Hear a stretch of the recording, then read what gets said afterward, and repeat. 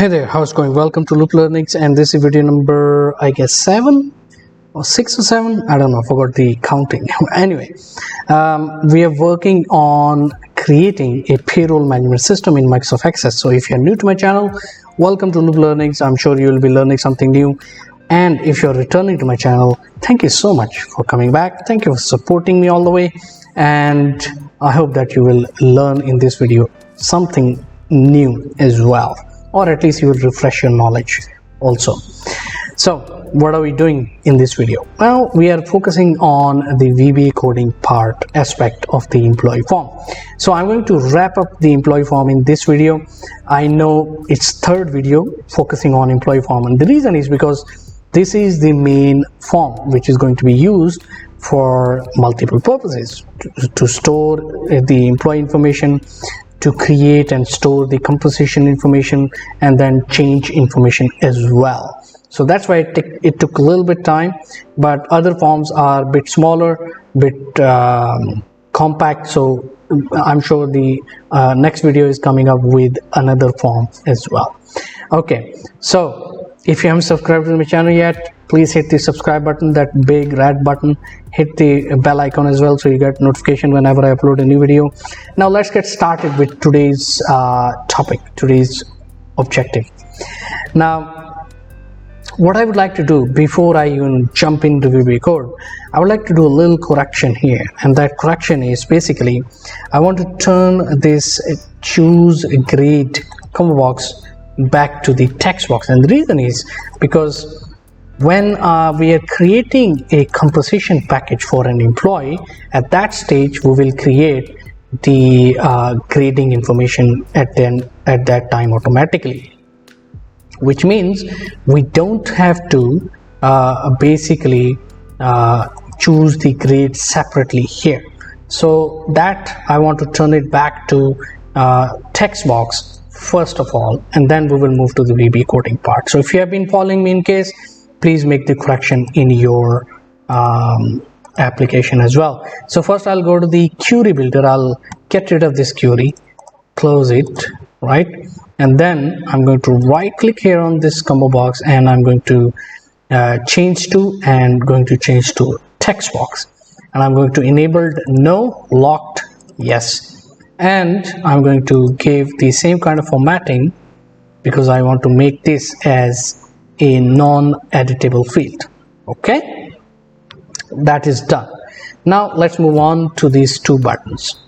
There are only two buttons because some folks would say, hey, you should have added another button that says hired, you should have added another button that says something else. Well, you can add as many buttons if you want as you want, but for me, I'm only focused on creating a employee profile and inactivating that employee profile if it is required to do so, because it is linked with the payroll. So payroll master, when it is running, it should pick up the information about employees that are active employees, not the inactive employees. That's logical, right? So that's why I just kept two buttons. One is to create a new employee or make any update in the employee's information, and another one is to inactivate that employee which is existing.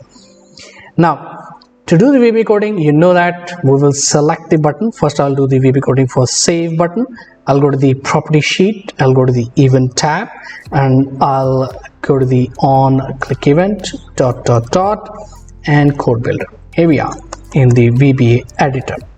Now, first of all, I would like to get my code block for error handling. Very, very important, right? So you must, on I resume next, you must use this error handling.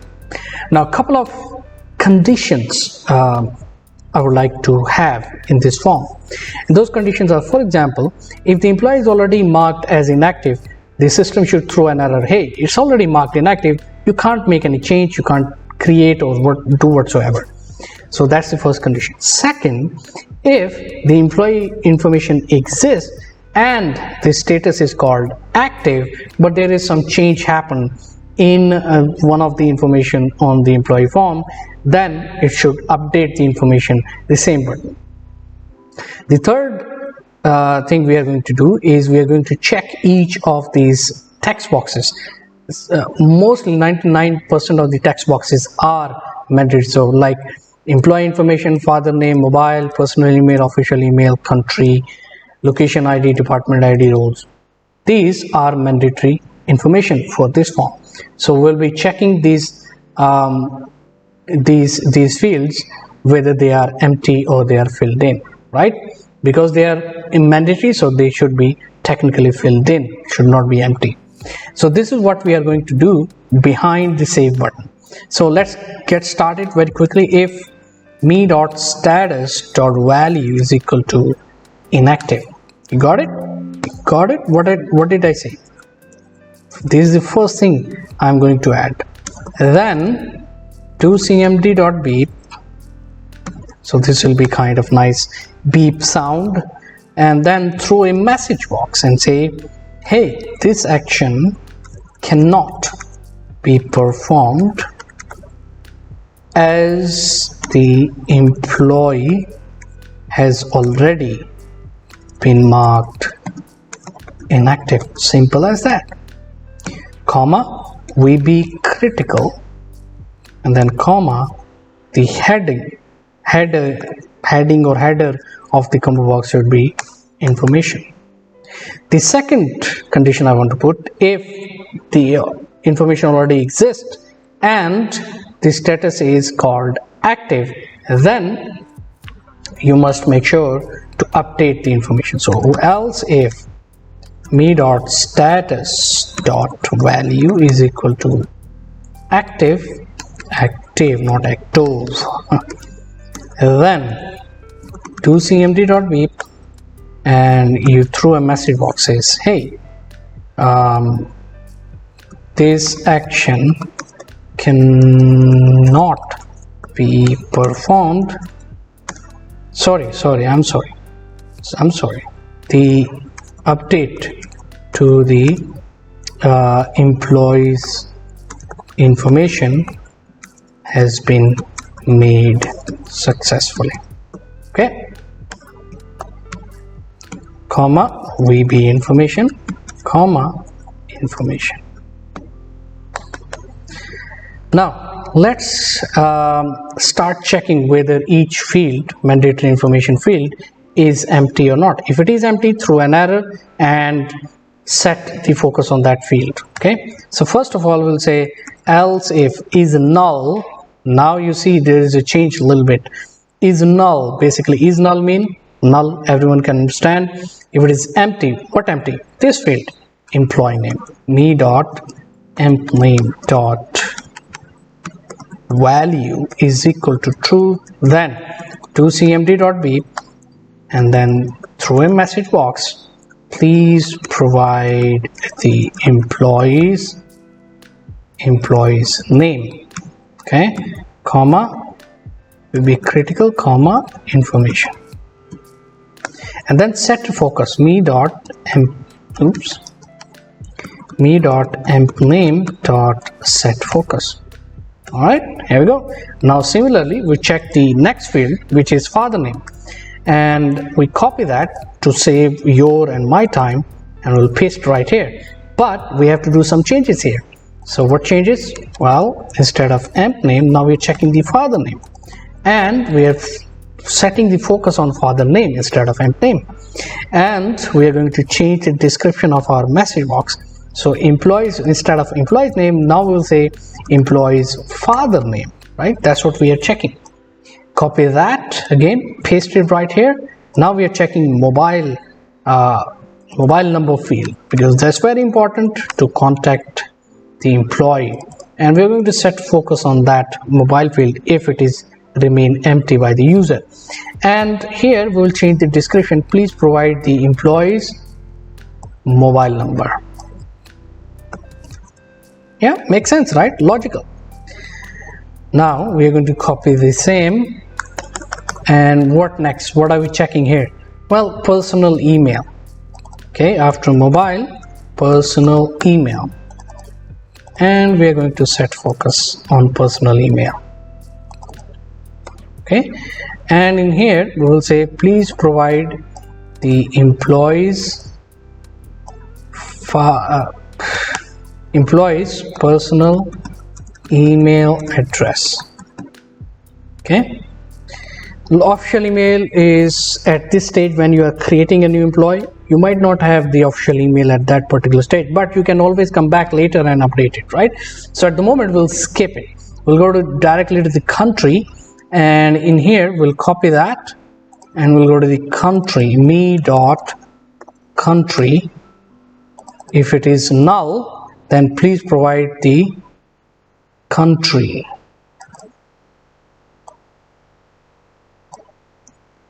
name to proceed further. Okay, what is the next field? City. So we'll copy the exact same and we'll say me.city. If it is null, then throw a message box again. Please provide the city name to proceed further. Simple as that. Then we are going to check location ID field. If it is empty, if it is, then throw a message box. Location ID and location ID. Please choose the location from drop down list. Okay, now you see the messaging is also changed because this is a drop down list. So that's how you provide a better user experience to the user. Then we have department ID. Department ID, they should also not be empty. So we'll set focus if it is empty, and then say please choose the department from drop down list. Then we will have role. Okay, me.role ID. Please choose the role, employees role from the drop down list. Okay, username and password at this stage you don't have to bother. If you want to put a logic on these two fields also, go ahead, do that, but I will not do it. I will do it later on. I will update the username and password later on by updating the information. Okay, else if all of this is false, all of these conditions that we have just installed in behind this button, if all of these are false, then what next? Then we'll start with else condition and we'll say me.createdOn.value is equal to now. Where is created on? In here. Okay, and then we'll say me.status.value. What is the status? At this stage it should be active. It is active employee. That's how you create, that's why you create it, right? Active. What is happening? Active. me.updatedOn.value is equal to now. Where is updated on? Here it is. This is also, this should be updated. So updated on is equal to now, which means when the user will click the button, save button, that date and time will be captured here, updated on and created on in these both fields. Other than that, then save the information to cmd.beep message box. The employee profile has successfully been created, comma VB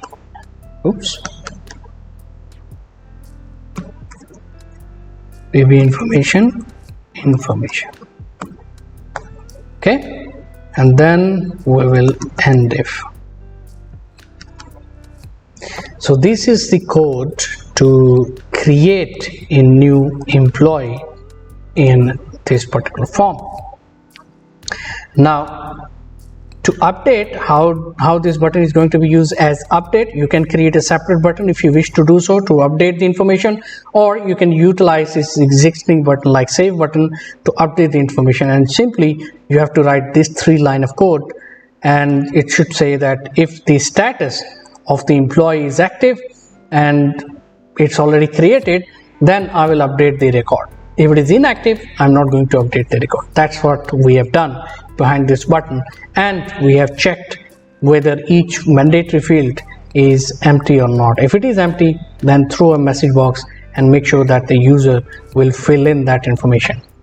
Now let's go to the next button, which is inactive button. Inactive button is used when an employee is left the organization or when company has let go the people. At that stage, they will mark that those employee are inactive.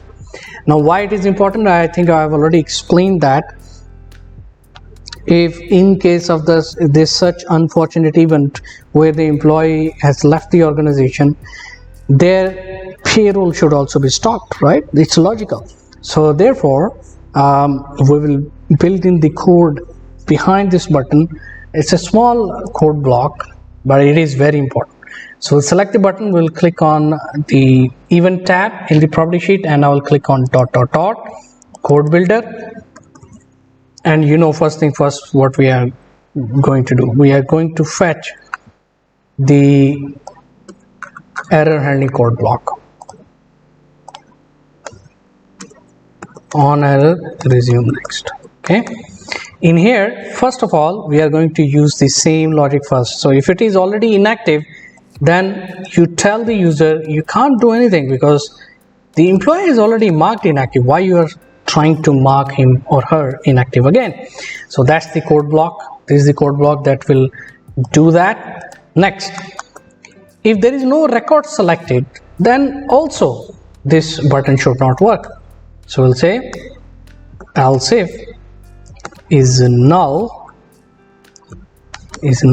me dot emp id dot value is equal to true, then do cmd dot beep message box, please select record to proceed further, comma VB information, comma information. Okay, if these two are false, then go ahead and throw a message box, which is like a confirmation box stating, hey, you are about to mark this employee as inactive, are you sure to proceed? So user should must and click on yes or no according to their preference, and then the following action should happen. So how that combo box will appear? Well, simply we'll go here and we'll say dim response as integer. Okay, that's what I will say here. Then I'll say else, because I will say else because these two conditions that I've put in here, they are all false. Therefore, it should proceed to the next. Then do cmd dot beep response. So this is the message box which will appear to the user. Response is equal to message box, and the message box should state you are about to mark the selected employee as inactive. All right, are you sure to proceed? So this is what will happen. VB question plus VB yes no, comma choose an option.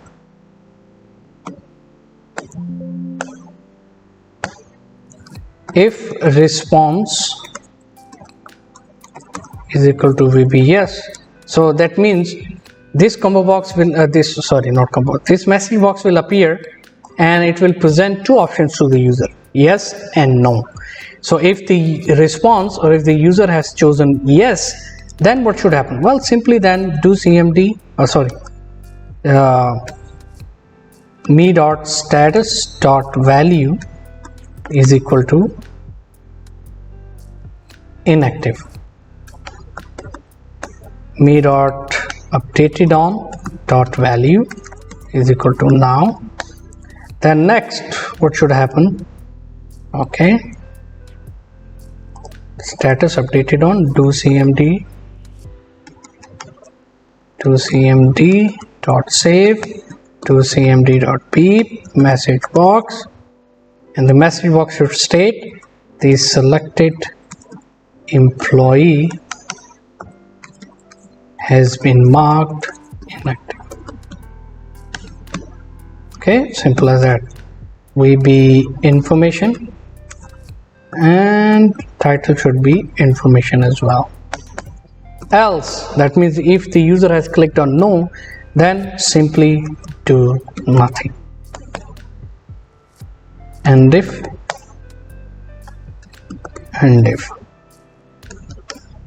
okay, there it is. That's it. Let's debug it. Nothing is there. That means everything is working. Form view, and you can see that what we did in this video, we purely focused on, see, please select the record to proceed further. So there is no record. So if I click on save, please provide the employee's name. So it is working. The button, the code behind button is working. Now these two buttons, I have not done the coding in this video, and this button as well. Then the reason is simply because their respective forms that are going to be used for these buttons have not are not yet built. So probably in next few videos, when I will create compensation form, when I'll create compensation change form, then I'll quickly come here and I will link these buttons to open the respective forms. So that's why I haven't demonstrated that part of VBA coding yet, which will happen in the next coming videos. And this is it. If you have learned something, even if you have not, please do let me know in the comments below. I'll be very happy to see your comments, whatever it is. And if you haven't subscribed to the channel yet, hit the subscribe button, hit the bell icon so you get notification whenever I upload any video. Thank you so much for watching. Thank you so much for supporting.